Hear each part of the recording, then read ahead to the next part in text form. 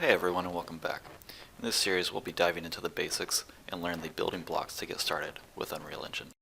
Ultimately we'll be building the example first-person shooter that you see here and that comes with Unreal as a template in order to understand how everything is put together. First, let's break down some basic terminology that Unreal Engine uses.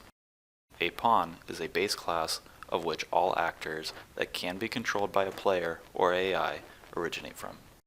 A pawn is the physical representation of a player within the world.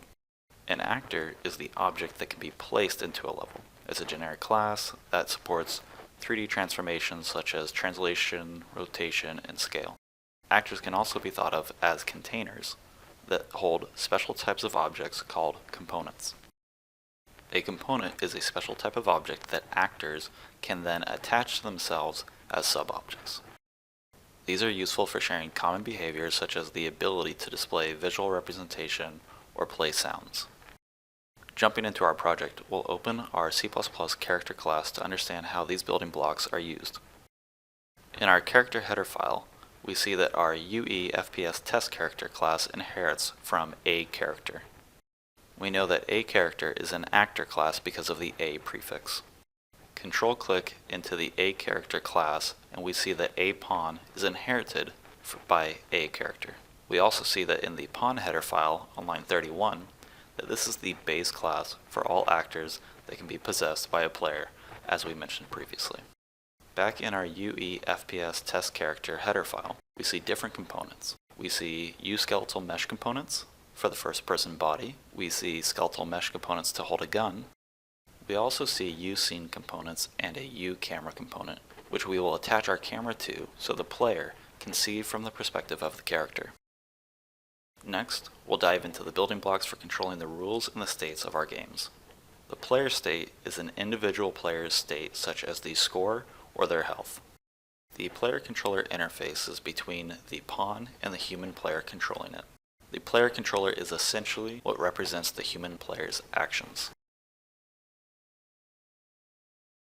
It's also important to note that the player controller persists throughout the game, while the pawn can be transient. For example, if we're playing in a deathmatch style gameplay, you may die and respawn. So you would get a new pawn, but the player controller would be the same. Game state tracks the game information such as the game duration, the state of each player's score. For example, if you wanted to track the game state of a Counter-Strike match, we would track which round we're in, the number of rounds each team has won, time left in the current round, whether the bomb has been planted or not, and so on. Game mode combines game state, player controller, player state, default pawn, and the HUD. This determines the rules of the game. Extending on our previous example of Counter-Strike, our game mode would determine the rules for whether we're playing a bomb defusal map, hostage rescue, or a team deathmatch.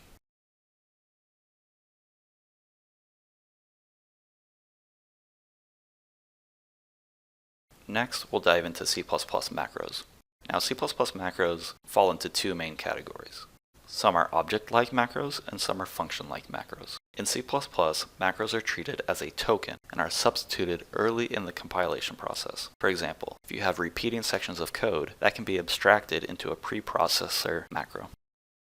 Unreal Engine implements a reflection system known as the Unreal Reflection System. This is the ability of a program to examine itself at runtime. Now, there is a great UE4 blog post by Michael Nolan that describes in great detail how the reflection program works. The link is included in the description below or can be found by searching Unreal Property System Reflection. With the reflection system in place, we can discuss a few of the most common UE4 macros. The majority of these macros are used for passing metadata to the Unreal Header Tool, or UHT. One of the most common macros is uProperty. This allows a variable to be replicated, serialized, and most importantly, accessed from blueprints. ufunction is also a very popular macro, which allows C++ functions to be exposed via the UE reflection system and ultimately called or modified from our blueprints.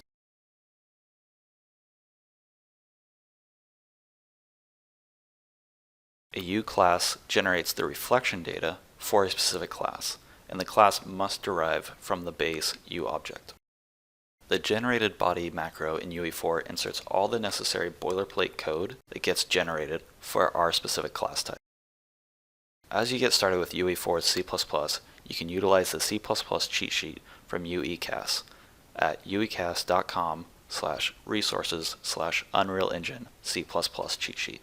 You'll find the most common U properties and U functions, as well as other naming and coding standard tips.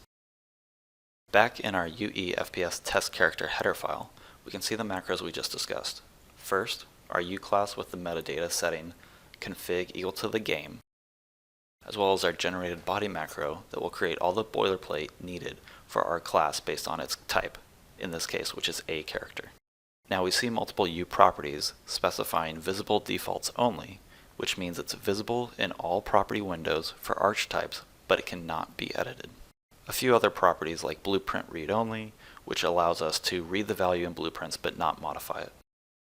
We also see the category metadata set to camera, as well as category set to mesh. This exposes the variable under the camera or mesh category within the blueprint editor UI. Categories can also be nested with the pipe operator. Jumping further down, we see our U function macro. This exposes the calculate damage function to be called from our blueprints. Categories help you find properties when editing our class. Within the editor, under Details, Camera, we see base turn rate and base lookup rate, which we can see is defined back in our character header file as visible but read-only. We can also see our gun offset variable is under the gameplay section, as defined by our U property. A great new feature in Unreal Engine is the live coding feature. This allows you to update code and see changes immediately in the editor, even while running the game in the viewport. A few limitations do exist as of UE 4.24, as it only is supported on Windows. Live coding allows you to modify the code that controls logic. It does not allow you to modify data created by the code. This means anything in header files, and thus U properties or U functions, cannot be modified via live coding and would require an engine rebuild. In order to recompile and apply the patch, we'll use the hotkeys Ctrl-Alt-F11.